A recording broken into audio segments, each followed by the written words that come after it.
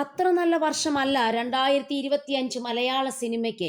2024 നിരവധി ഹിറ്റ് ചിത്രങ്ങളാണ് തുടക്കത്തിലെ ഉണ്ടായത്. 2025 നിലവിൽ പ്രദർശിപ്പിക്കുന്നതിൽ പ്രതീക്ഷയുള്ളത് ഓഫീസർ ഓൺ ഡ്യൂട്ടിയാണ്.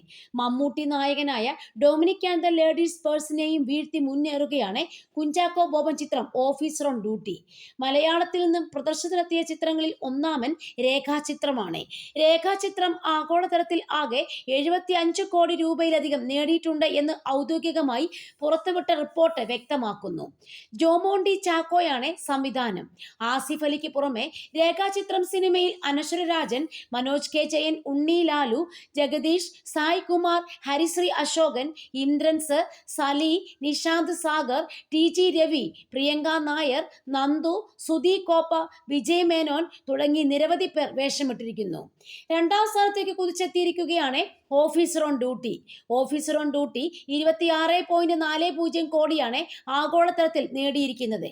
ഓഫീസർ ഓൺ ഡ്യൂട്ടി ഇൻവെസ്റ്റിഗേഷൻ ത്രില്ലറായിട്ടാണ് പ്രദർശനത്തിനെത്തിയത്. ഓഫീസർ ഓൺ ഡ്യൂട്ടിയിൽ നായിക കഥാപാത്രമാകുന്നത് പ്രിയാമണി. നായാട്ട്, ഇരട്ട എന്നീ ഹിറ്റ് ചിത്രങ്ങളിലൂടെ പ്രേക്ഷക ശ്രദ്ധ ആകർഷിച്ച നടനായ ജിത്തു അഷ്റഫാണ് സംവിധാനം നിർവഹിച്ചത്. മൂന്നാം സ്ഥാനത്തേക്ക് പിന്തള്ളപ്പെട്ടിരിക്കുകയാണ് മമ്മൂട്ടി നായകനായ Dominic and the ladies purse ആഗോളതലത്തിൽ 20.9 കോടി മാത്രമാണ് നേടിയിരിക്കുന്നത്.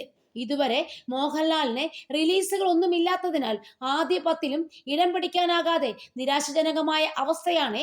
തുടരും ജനുവരിയിൽ റിലീസ് ഉണ്ടാകുമെന്ന് പ്രചരണമുണ്ടായിരുന്നെങ്കിലും സാങ്കേതിക കാരണങ്ങളാൽ വൈകിയതിനാൽ മാർച്ച് 27-ന് എമ്പുരാൻ എത്തുന്നതോടെ ബോക്സ് ഓഫീസിൽ ഒന്നാം സ്ഥാനത്ത് തിരിച്ചെത്തും എന്നാണ് മോഹൻലാൽ ആരാധകരുടെ പ്രതീക്ഷ.